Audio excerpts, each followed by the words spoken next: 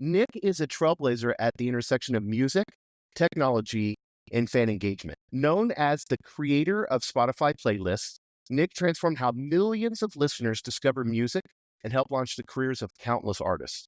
After Spotify acquired his company, Nick became Spotify's global head of music.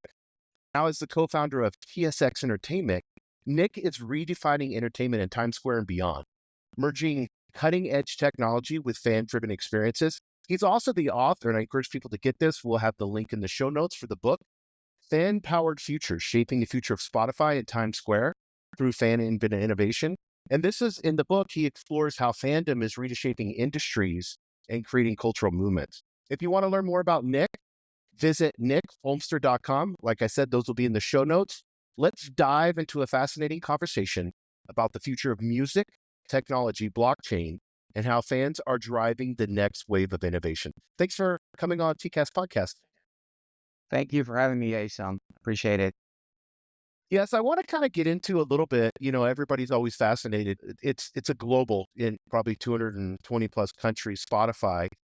I kind of want to get into the beginning, if you don't mind, because we're a data company, data startup, and a lot of the people that listen to us, and we're seeing AI and machine learning and all these different things. What was the beginning when you guys revolutionized music with these personalized playlists?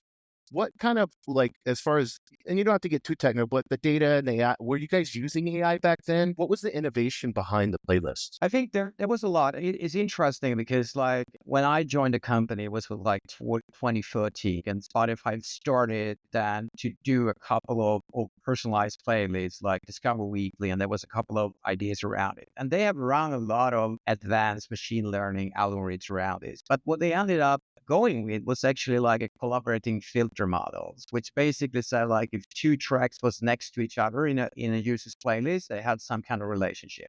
So that was the starting point to do it.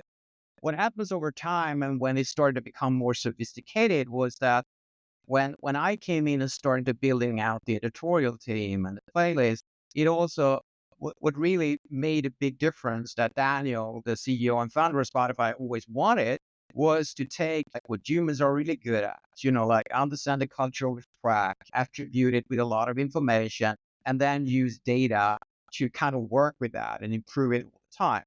So I think what we saw was that we built a systems where editors globally, like tagged up these playlists, tracks, whatever it was, with a lot of other kind of data that couldn't be brought in from the traditional kind of listen pattern.